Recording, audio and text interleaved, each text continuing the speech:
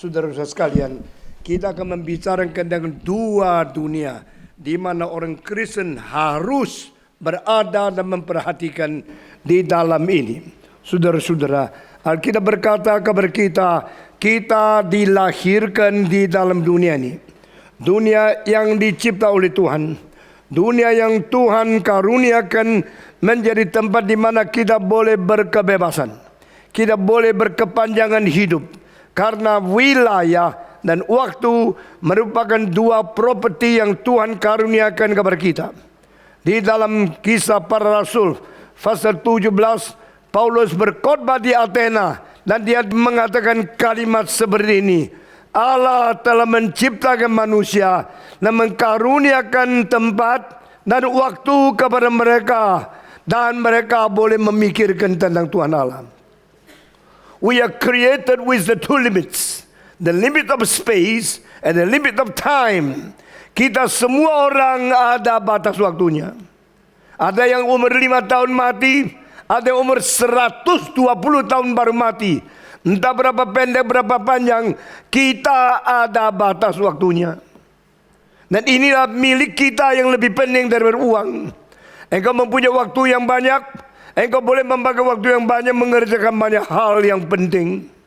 Banyak orang pakai waktu yang penting untuk hanya mau mendapatkan uang yang tidak penting. Akhirnya penilaian semua kacau. Waktu yang berharga dibuang hanya untuk mendapatkan uang yang tidak penting dan tidak bisa bawa di dalam kekekalan. Saudara-saudara sekalian, Tuhan memberikan waktu kepada kita sebagai satu properti. Waktu itu properti, bukan hanya rumah, bukan hanya uang. Berapa banyak rumah engkau memiliki, waktu engkau mati satu pun tidak bisa dibawa. Berapa banyak tanah engkau memiliki, waktu mati engkau hanya menempati 1 meter kali 2 meter. Tempat peti matimu itu saja. Itulah kuburan yang kau miliki. Sesudah itu, semua yang kau miliki, berapa rumah, berapa gedung, berapa apartemen, semua tidak bisa dibawa. Karena propertimu adalah tempat dan waktu selama engkau hidup. Ada orang hidup hanya di dalam satu wilayah. Banda Aceh, Banda Aceh, Banda Aceh, Loksmawi, Loksmawi. Ada orang hidup di dalam begitu wilayah besar. Dari Sabang sampai Merauke selalu mondar-mandir. Saya termasuk orang yang paling banyak berjalan ke sini sana. Saya sudah keliling dunia 138 kali. Saya sudah berkhotbah di 600 kota. Dari Berlin, Tokyo, daripada Prancis, Paris, London, Moskow, Leningrad, San Francisco. Ini sesuatu property. I've been in so many places. I've been traveling in so vast land. So many continents, so many cities, and so many provinces in so many countries. Saya mempunyai kemungkinan berjelajah kepada begitu banyak kota, begitu provinsi, begitu banyak negara, begitu banyak benua, saudara-saudara. Tapi akhirnya saya tidak dapat apa-apa. Waktu saya mati tetap 1 meter kali 2 meter atau 1 meter 90 saja. Saudara-saudara, siapakah kita? Kita adalah orang yang berlimitasi. Semua kita adalah orang yang berlimitasi. You are limited in time, you are limited in space. Waktu kita, kalau sudah sampai, kita tidak bisa berpanjang. Saya mempunyai kepekaan terhadap waktu terlalu keras, sehingga saya tidak mau membuang waktu 1 hari pun sembarangan. Saudara-saudara, selama 57 tahun lebih 10 bulan, saya berkhotbah sudah lebih daripada 35.000 kali. Saya sudah khotbah kepada 32 juta manusia. Sudah berkhotbah ke dalam 600 kota di seluruh dunia. Tidak ada orang mempergunakan waktu lebih ketat daripada saya. Kadang-kadang malam saya tidak bisa tidur. Saya bangun, saya mulai gambar, soalnya memikir, soalnya merencanakan hal untuk mengerjakan pekerjaan Tuhan. Sehingga waktu tidak dibuang, tempat tidak dibuang, semua saya kerjakan untuk memuliakan nama Tuhan. Saudara-saudara, we are limited in time. We are limited in space. We are given time and space as the most basic property in this world. Kita diberikan Tuhan 2 property. Yaitu waktu selama engkau lahir sampai engkau mati. Dan tempat di mana keadaan kebebasanmu bisa menjelajah wilayah-wilayah berapa banyak. Kita semua hanya mempunyai waktu dan tempat. Dan di dalam waktu dan tempat ada satu hal yang menjadi milik yang ketiga, yaitu liberty of freedom, kebebasan menjelajah. Saudara mempunyai waktu, bagaimana memegang waktu? Tuhan memberikan kebebasan. Saudara mempunyai tempat, Tuhan memberikan kebebasan. Bagaimana memakai tempat yang ada, bagaimana memakai waktu yang ada, dan engkau bisa mengatur hidupmu. Tetapi semua yang kau kerjakan berdasarkan kebebasanmu pasti dihadapi kepada Tuhan untuk dihakimi pada suatu hari. We should face our God, and we should be judged by God of everything we do in our freedom. Kebebasan-kebebasan diberikan oleh Tuhan kepada kita, bagaimana kita mengerjakan, kita memakainya, kita harus menghadapi Tuhan untuk menerima hukuman daripada Tuhan Allah sendiri. Waktu itu tidak ada seorang yang bisa melarikan diri dari Tuhan. Tidak ada seorang yang bisa merubah kehendak Tuhan. Tidak ada seorang yang bisa menyuap Tuhan dengan korupsi sedikit uang untuk supaya Tuhan merubah sifatnya. Tak mungkin. Hari itu presiden pun harus menangis. Jenderal harus berlutut. Konglomerat harus menyesal. Semua manusia yang sudah berbuat dosa harus menangis minta pengampunan. Tetapi pengampunan sudah tidak diberikan. Karena kesempatan pertobatan sudah pernah diberikan, ditawarkan kepada engkau. Semua gerakan Roh Kudus telah diberikan kepada engkau. Engkau mengabaikan, engkau menolak, engkau menghina, engkau melecehkan. Itu sebab pada waktu Tuhan kembali lagi ke dunia, Dia menghakimi kita. Waktu itu Dia mengatakan, your occasion is over. your opportunity is no more.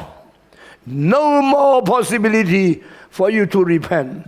No more possibility for you to be forgiven. Tidak ada kesempatan lagi engkau boleh bertobat. Tidak ada kemungkinan lagi engkau diampuni dosa. Engkau akan dilempar ke dalam lautan api, di dalam neraka untuk selama-lamanya. Saudara-saudara, kalau kita memikirkan setiap kalimat dari Alkitab, kita harus takut. Saya kadang-kadang baca Alkitab, saya menjadi gentar. Saya menjadi takut. Bukan karena saya sendiri takut neraka. Saya sudah diselamatkan. Saya sudah menjadi orang bertobat. Saya sudah menjadi orang Kristen yang sungguh-sungguh. Saya sudah setia melayani Tuhan berpuluh-puluh tahun. Dan dengan jujur, tidak bohong di hadapan Tuhan. Saya tidak takut neraka, karena saya sudah diselamatkan. Tapi saya membaca Alkitab, saya takut orang-orang Kristen yang palsu, yang pura-pura, yang munafik, yang bertopeng-topeng. Mereka bagaimana menghadapi Tuhan? The day when our Lord comes, who can stand before Him? Demikian Alkitab menanya, waktu Tuhan datang lagi di dunia ini, siapa yang bisa berdiri di hadapan Dia? Siapa yang bisa bertahan melihat kemarahannya? Siapa yang bisa menanggung beban daripada hukuman yang akan diberikan kepada manusia? Who can stand before Him? Who can stand for the wrath of the Son of God? Kemarahan anak Allah kalau tiba, siapa yang bisa tahan berdiri? Siapa yang bisa melawan? Siapa yang bisa menerima? Waktu itu semua orang, baik konglomerat maupun jenderal atau presiden atau raja atau orang kaya, orang yang paling berkuasa, hanya berkata, gunung timpalah kepada kami, bukit jatuhlah untuk merembukan kami. Aku takut melihat kemarahan daripada sang domba Allah yang sekarang sedang marah kepada dunia. The day of the judgment of the Lamb of God, there's no one can escape, can avoid from Him. His wrath is just like a burning fire, consuming fire. Waktu Allah, anak, yaitu domba Allah yang pernah disembelih di atas kayu salib, kembali menghakimi dunia ini, seperti api bernyala-nyala, seperti api yang menghanguskan, dia akan tiba ke dunia. Orang tidak bisa menerima kemarahan itu. Saudara-saudara, itu sebab Tuhan mengetahui dunia ini bukan rumahmu. Dunia ini bukan rumahmu yang kekal. Maka Tuhan menawarkan dunia yang lain. The coming world. Dunia akan datang itu yang dijanjikan. Kita akan dibawa ke dalam dunia yang lain. Tetapi saudara-saudara, siapakah yang layak masuk ke dalam dunia yang lain itu? Siapa yang berkualifikasi, cukup syarat boleh masuk dan menerima dunia itu? Saudara-saudara, Alkitab ada dua kalimat yang menakutkan saya. Satu kalimat adalah banyak orang sungguh-sungguh cinta Tuhan, dikejar-kejar, dianiaya, dipenjarakan, mereka dibunuh, mereka diberikan kepahitan, penderitaan, kesusahan, mati syahid, martir, satu persatu dibakar. Orang-orang seperti ini, Alkitab mengatakan mereka tidak layak dimiliki oleh dunia ini. Saya kaget. This world is not worthy to have them. Dunia ini tidak layak mempunyai orang seperti Yesaya. Dunia ini tidak layak mempunyai orang seperti Yohanes Pembaptis. Dunia tidak mempunyai kelayakan mempunyai orang seperti Paulus, seperti Petrus, seperti Matius, seperti Stefanus, seperti semua martir yang pernah dibunuh di dunia ini. Apa salahnya mereka? Mengapa Paulus dipotong kepala? Kenapa Petrus harus dipaku terbalik? Kenapa Yesaya digergaji daripada dia punya pinggang? Kenapa orang-orang yang begitu agung, begitu suci, begitu hebat, begitu besar harus mati begitu susah? Saudara-saudara, apakah orang dunia pikir mereka berhak untuk menganiaya orang suci seperti ini? Tapi saya mau tahu siapa yang sudah siap hati. Jikalau satu hari kita harus menempuh kesulitan seperti ini, sudahkah engkau bersedia berjumpa dengan Tuhan?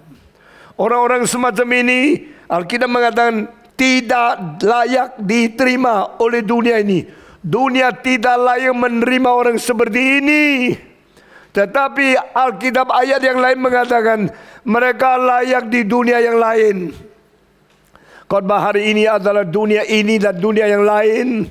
Jika kita mencintai dunia ini lebih daripada seharusnya, jika kita mencintai dunia ini hanya karena kita ingin mendapat uang lebih banyak, sehingga kita menjual diri, menjual hak sulung sebagai anak sulung daripada Tuhan Allah, menjual pendirian sebagai orang Kristen, menjual kesetiaan kepada Yesus Kristus, celakalah kita. Saudara-saudara, begitu banyak orang melayaki diri dalam dunia ini, akhirnya dia tidak layak diterima di dalam surga. Tetapi orang yang dianiaya karena setia kepada Tuhan di dunia ini, Tuhan mengatakan mereka layak menerima dunia yang akan datang. Alkitab mengatakan, jika engkau mencintai dunia, cintamu kepada Bapa tidak ada di dalam hatimu. If you love this world, there's no place for the love to God in your heart. Di dalam hatimu tidak ada tempat mencintai Tuhan, karena dunia telah memiliki, dunia telah menjajah seluruh hidupmu, sehingga engkau dipimpin, dikuasai oleh materi, oleh uang, oleh barang-barang duniawi ini saja. Saudara-saudara, saya sendiri sebagai hamba Tuhan, saya mempelajari banyak, saya mengetahui banyak. Banyak orang yang seharusnya bisa menjadi kaya sekali, mereka menolak menjadi kaya.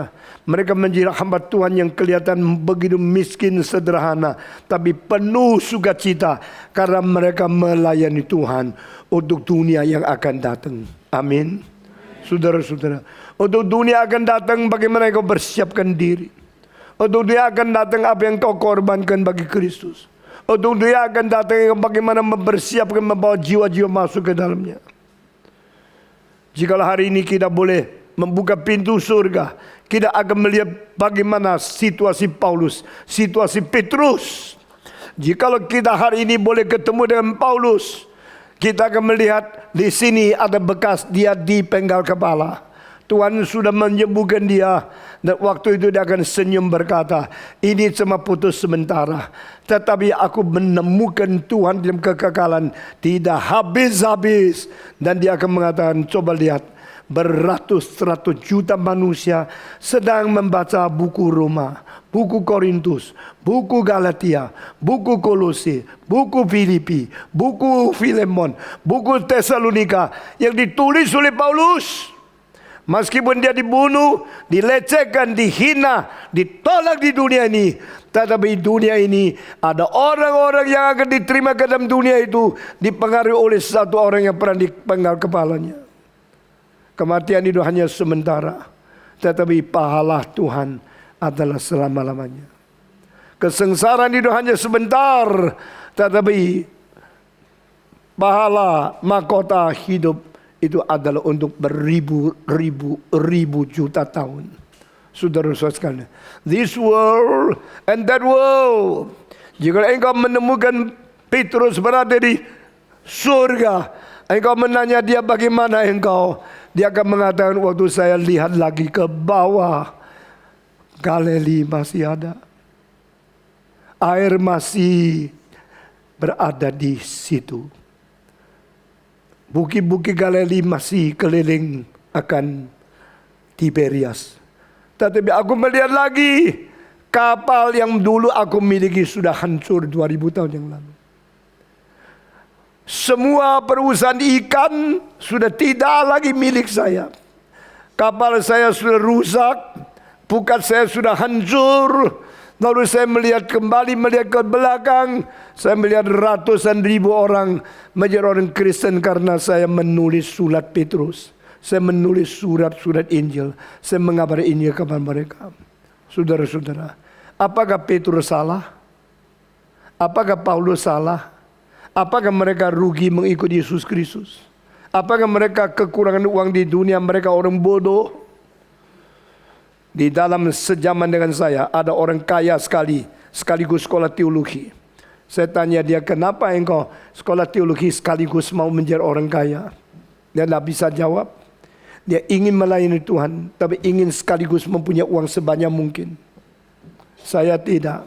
Saya mengatakan, jikalau saya melayani Tuhan, saya kehilangan apapun tidak apa. Yang penting saya mendapat jiwa yang banyak.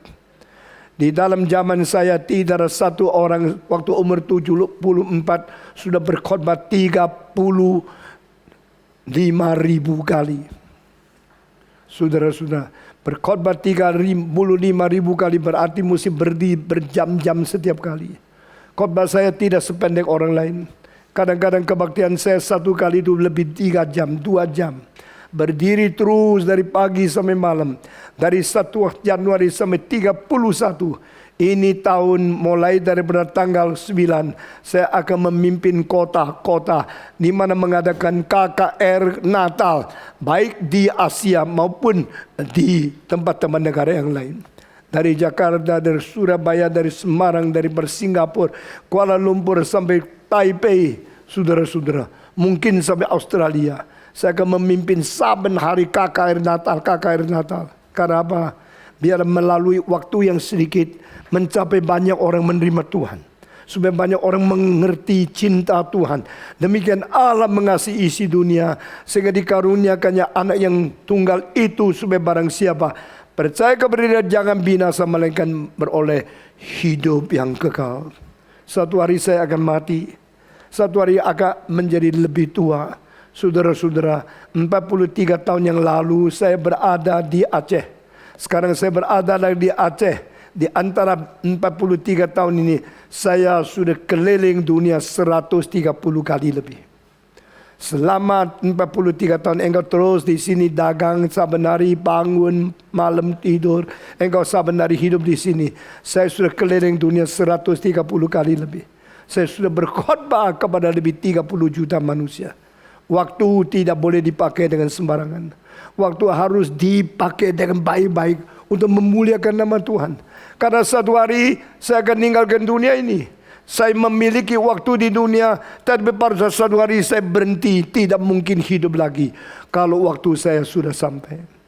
Saya pada satu hari tidak bisa jalan lagi. Saya harus berhenti karena tempat saya sudah berhenti. Time and space are limiting us. Time and space are our two basic property, and our life in it. We use our freedom to do all the things we want to do before God in it. Tetapi saudara-saudara, apakah menjadi orang yang sungguh-sungguh bijaksana? Barang siapa, dengar baik-baik, yang bisa bawa orang di dalam dunia ini, ikut dia sama-sama masuk dalam dunia itu orang yang berkuasa. Orang itu orang berbijaksana. Jikalau saya di dunia ini cuma satu orang, tapi saya bisa mempindahkan 100.000 orang dari dunia ini ke surga. Saya orang berkuasa. Amin. Saudara mengerti kalimat ini? Jika engkau bisa memindahkan orang yang harus ke neraka menjadi orang yang bisa ke surga, itulah kuasamu, itulah bijaksanamu. Itu sebab penginjilan harus dilakukan oleh semua gereja. Saya ketemu satu orang, Pak Tong, 30 tahun lalu saya sudah dengar khotbahmu, saya sering dengar kasetmu, bagus sekali. Saya tidak suka dengar. Saya mengatakan, bagus sekali. Engkau sudah dengar khotbah saya, beli kaset saya. Tahu apa yang kerjakan? Kenapa di Aceh gereja begitu lemah? Kenapa Kristen begitu sedikit? Dia menjawab, sebab sini kota kecil-kecil. Saya lebih tidak suka dengar kalimat itu. Lalu dia mengatakan, ya di sini memang susah. Siapakah yang menjadi orang Kristen hidup di zaman yang tidak ada kesusahan? Waktu Paulus berkhotbah zamannya susah tidak? Jawab. Waktu Petrus mengabari Injil, zaman itu susah tidak? Mengapa Eropa menjadi orang Kristen begitu banyak? Karena mereka mengalahkan kesusahan. Mereka memberitakan Injil. Waktu Paulus memberitakan Injil, dia kurang sedikit dibunuh. Dia dipukul 2 kali pakai cambuk orang Romawi. Saudara kalau mengerti cambuknya orang Romawi, 1 batang 7 cabang. Setiap cabang itu 7 duri. Dan duri yang bikin dari itu, dari para besi itu kalau dicambukkan, setelah ditarik, dagingmu akan 49 lubang. Karena 7 cabang dan 7 duri itu sudah masuk, ditarik lagi. Dagingnya semua pecah. Darah mengalir seperti air. Paulus dipukul 2 kali. Setiap kali 40 kali kurang 1 kali. Apa artinya 40 kali kurang 1 kali? Karena ada perintah, engkau pukul mesti 40 kali. Tetapi kalau kelebihan 1 kali, engkau sendiri akan dipukul. Jadi yang pukul sudah 39. Dia takut tadi hitung salah. Berhenti dia. Supaya dia tidak dipukul. Paulus mengatakan setiap kali dipukul 40 kali kurang 1 kali. Berarti dia dipukul seumur hidup adalah 39 kali 2 adalah 78 kali. 78 kali 7 dan 7 lagi. Seluruh badan penuh dengan bisul. Kering daripada lubang-lubang itu. Dia badan semua rusak. Tapi Paulus adalah seorang berbijaksana. Karena dia telah membawa banyak orang dari dunia ini ke dunia itu. Dia membawa orang yang harus menuju neraka, menuju ke surga. Saudara-saudara, saya berkata, Tuhan, let me do more and more. Bring more people from the wrath of God, from the fire of hell, into the bliss of the heaven. Biar memberikan kekuatan kepada saya, bisa lebih bawa orang banyak dari dunia ini menuju dunia sana. Saudara-saudara, dunia ini akan binasa beserta nafsu semua di dalam dunia ini juga. This world will perish together with all the lust of this world. Dunia ini akan binasa beserta segala nafsu berada di dunia ini. Ayat mana? Siapa yang bisa kasih tahu? Ayat ini dari buku apa? Saya tanya. Dunia ini akan binasa beserta semua nafsu duniawi. Hanya mereka yang melakukan kehendak Allah kekal selama-lamanya. Ayat ini dari buku apa? Hah? Saudara-saudara, kalimat ini dari Petrus, 2 Petrus. This world will perish with all the lust of this world. But those who walk in the will of God will forever and ever. Hanya mereka yang menjalankan kehendak Allah sampai selama-lamanya. Seorang Inggris yang masih muda namanya C.T. Studd, dia akhirnya baca kalimat itu, dia gemetar dan berkata, I'm not going to be a rich man in England. Dia punya papa mempunyai rumah besarnya seperti istana. Serahkan dia. Dia bilang, no, I do not want. Karena dunia dia akan lepas, dunia dia akan binasa. Saya mau menjadi penginjil. Lalu dia pergi ke Tiongkok. Sudah pergi ke Tiongkok, dia berubah pikiran. Dia pergi ke Afrika. Karena Afrika lebih susah. Dia mau hidup lebih susah, lebih miskin, lebih primitif. Lalu dia tinggal di satu gubuk. Gubuk yang begitu sederhana, begitu kotor, begitu terbelakang. Satu hari seorang wartawan dari London pergi mencari, where is C.T. Studd? I want to know where is he now. I want to seek after him. Dia pergi sampai di Afrika pedalaman, menemukan C.T. Studd berada di gubuk orang Afrika. Dia mengalirkan air mata, lalu mengambil satu foto. Sesuai itu di dalam riwayat hidup C.T. Studd dipaparkan satu foto, yaitu dia berada di gubuk itu. Belakang foto satu istana, itu rumah papanya. Mengapa dia pergi? Karena dia mengatakan dunia dan segala nafsu akan lenyap. Hanya melakukan kehendak Tuhan itu kekal selama-lamanya. Satu hari dia jatuh cinta kepada seorang perempuan. Dan dia mau perempuan itu bersama-sama dia, sama-sama menjadi hamba Tuhan. Dia mengatakan, please pray. And if you pray, you will immediately know God had already given you to me. Berdoalah, maka engkau akan langsung mengetahui Tuhan memberikan engkau kepada saya menjadi istriku. Carilah kehendak Tuhan. Perempuan itu kaget karena belum terlalu kenal dia. Tapi karena melihat dia begitu saleh, begitu takut kepada Tuhan, perempuan itu berdoa. Langsung Tuhan berkata, yes, you are given to C.T. Studd to be his wife. And you both should go to Africa to do the will of me and to preach the gospel of Jesus Christ. 2 orang pergi bersama-sama mengabar Injil di Afrika. Saudara-saudara, di dalam dunia ini ada 2 macam orang. Semacam orang hanya menikmati dunia, menyenangi materi di dunia. Kiranya Tuhan sudah cipta ini, inilah untuk saya. Cari uang sebanyak mungkin untuk menyenangkan, memuaskan diri. Tapi ada semacam pemuda yang berkata, no, Tuhan mempunyai rencana lebih besar. Bukan saya mendapatkan uang banyak, Bukan saya mendapatkan kekayaan di dunia. Tuhan mau saya mempersiapkan diri, menjalankan kehendaknya, lalu mengabarkan Injil, memberitakan firman ke orang lain, bahwa banyak orang dengan saya sama-sama masuk ke dalam kerajaan yang lain. Yesus berkata kepada Pilatus, "My kingdom is not from this world. If my kingdom is from this world, so my people will fight another, lest I to be delivered to you." Jikalau kerajaanku berada di dunia ini, umatku akan berperang supaya tidak menyerahkan aku kepada engkau. Tetapi kerajaanku bukan berasal dari dunia ini. Yesus berkata dia dari surga. Yesus tidak mendapatkan sesuatu apapun dari dunia ini untuk dipertahankan diri. Dia berusaha untuk mempersiapkan diri untuk kerajaan Tuhan yang kekal. Dan dia menjadi orang yang layak ke dalam surga itu. Saudara-saudara, saya bersyukur kepada Tuhan, Yesus tidak merebut sesuatu keuntungan apapun untuk diri dia di dunia ini. Karena seluruh hidup dia adalah untuk dunia yang akan datang. Saudara-saudara, saya mau tanya, apakah engkau benar-benar mengetahui ada dua dunia? Kedua dunia ini kadang-kadang berkonflik. Waktu kita mencintai dunia ini menawarkan segala sesuatu yang indah, yang kaya, yang limpah, yang ajaib, yang menikmati untuk kita. Tetapi segala sesuatu yang dinikmati di dunia ini justru kadang-kadang menjadikan kita kurang peka dan menjadikan kita tidak lagi lincah untuk mengerti dunia yang akan datang. Itu sebab saudara-saudara, two kingdom in conflict.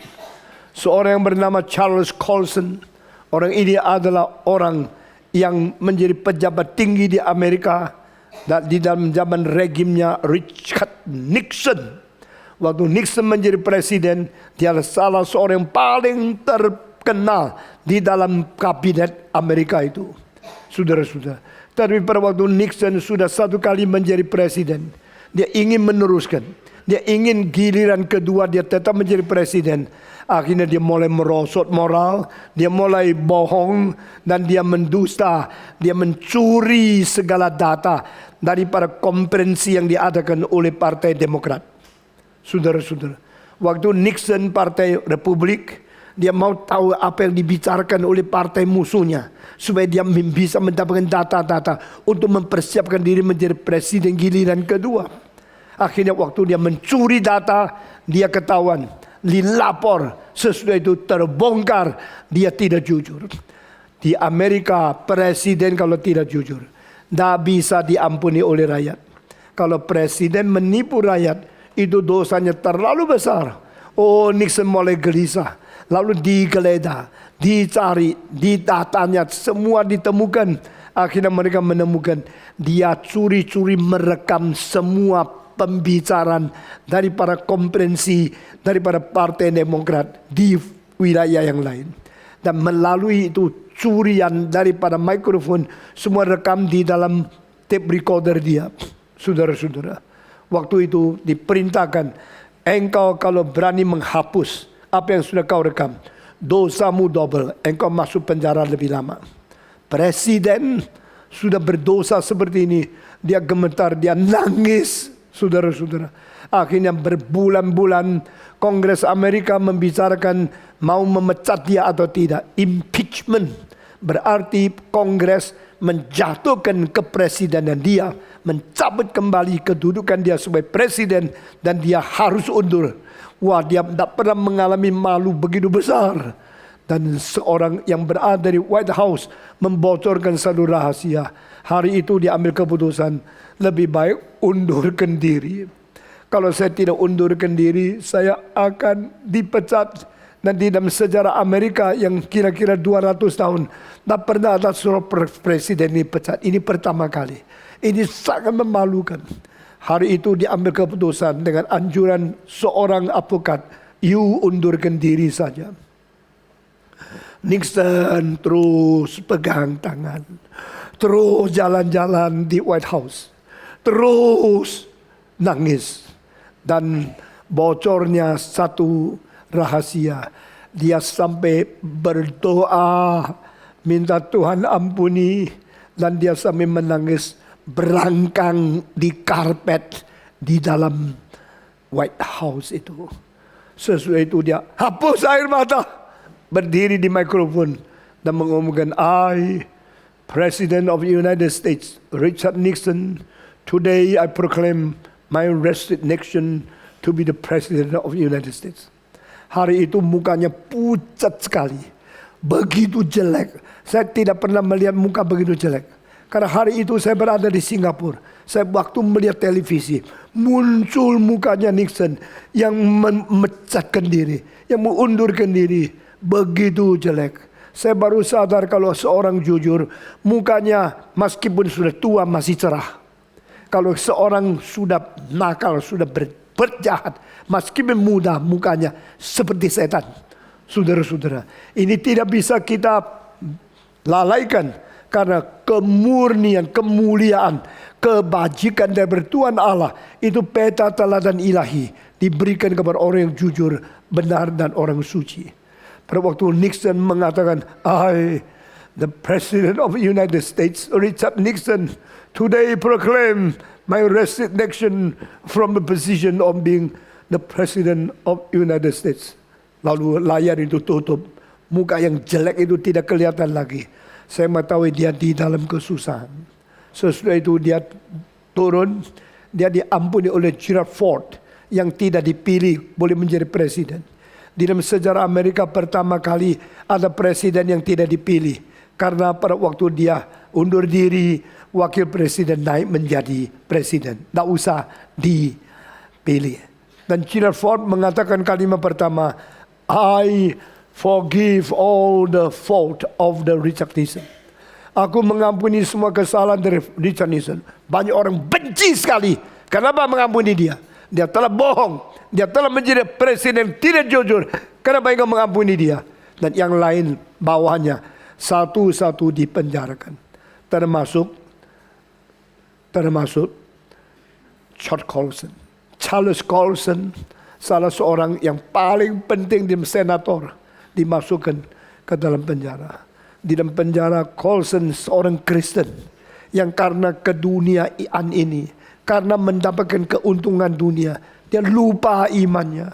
Saudara-saudara jangan lupa di daerah sini banyak orang Kristen lupa engkau Kristen karena engkau takut, engkau kompromi, engkau lupa bagaimana bersaksi bagi Tuhan. Chad Colson juga begini. Jack Colson orang pintar dan orang yang hebat sekali, tapi bersalah besar sekali. Setelah dia masuk di dalam penjara, dia saban hari baca kitab suci, mulai mau mencari mengapa saya sudah bersalah. Saya minta pengampunan dari Tuhan. Saudara-saudara, saya kalau tidak ingat salah 1 tahun 8 bulan atau kira-kira sepanjang waktu itu, dia baru dikeluarkan. Setelah keluar daripada penjara, dia berkata, saya sekarang menjadi hamba Tuhan. Saya sekarang tidak mau dunia. Saya tidak mau harta, tidak mau nama, tidak mau kemuliaan duniawi. Saya tidak mau kuasa pemerintahan. I'm no more a politician. Now I'm a Christian. I'm a servant of God. I will change the world. Saya mau merubah dunia. Orang tanya dia, how can you change the world? Have you changed yourself? Engkau sudah berubah diri sendiri? Engkau bisa merubah dunia. Bagaimana caranya? Dia mengatakan, God has already forgiven my sin. Allah sudah mengampuni dosaku.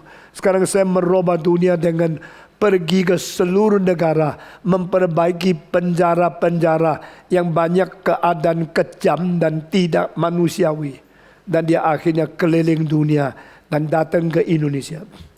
Chad Colson datang ke Indonesia, saya duduk di sebelahnya di dalam satu konferensi.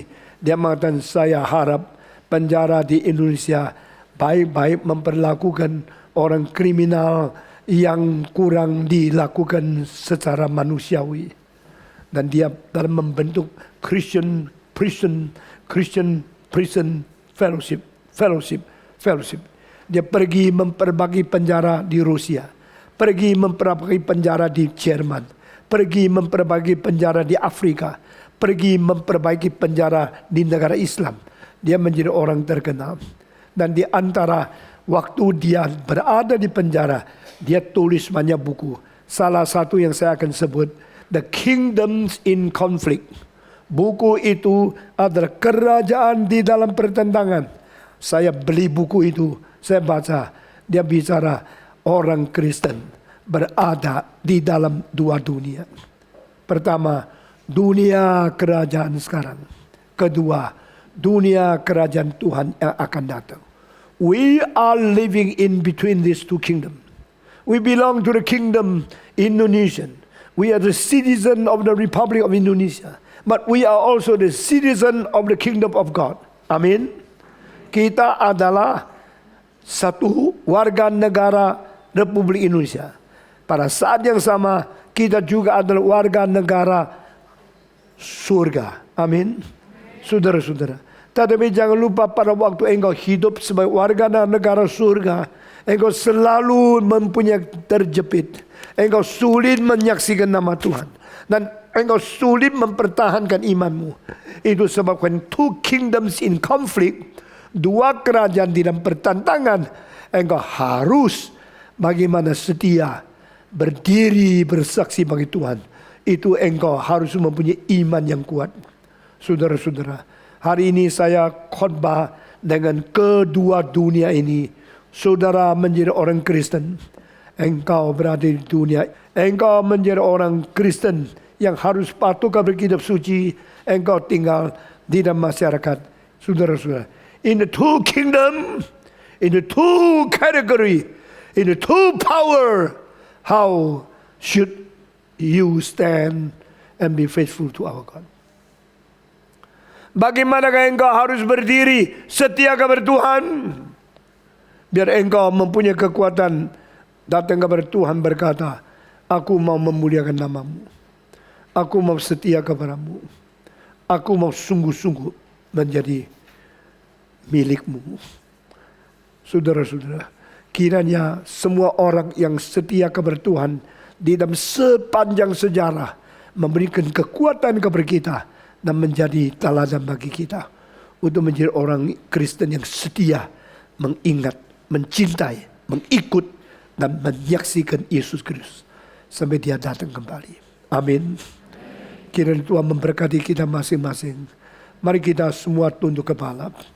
Siapa yang berkata, Tuhan saya mau setia kepadamu, saya mau seumur hidup ikutmu, saya mau seumur hidup setia kepada kerajaan dunia yang akan datang, karena aku ingin menjadi orang yang layak di dalam dunia itu.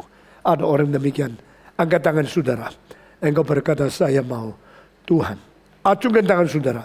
Orang Kristen yang mau melayani Tuhan dan cinta setia kepada Tuhan, angkat tangan saudara. Siapa lagi? Puji Tuhan, puji Tuhan, puji Tuhan, puji Tuhan. Tangan diturunkan. Ikut saya berdoa. Bapa di dalam surga, saya berterima kasih karena Engkau menciptakan saya di dalam dunia ini. Tetapi Engkau menjanjikan saya dunia yang lain yang akan turun ke dunia ini akan dikaruniakan kepada orang yang percaya. Tuhan, saya berdoa supaya Tuhan melayakkan saya menerima kerajaan yang baru, dunia yang kekal. Saya ingin ikut Tuhan. Saya tidak mau binasa beserta dunia yang sementara ini. Beri kekuatan kepada saya. Pertahankan iman saya. Pelihara kesetiaan saya. Mengikut Tuhan Yesus sampai datang kembali. Dalam nama Yesus Kristus, penebus dan juru selamat yang hidup, saya sudah berdoa. Amin.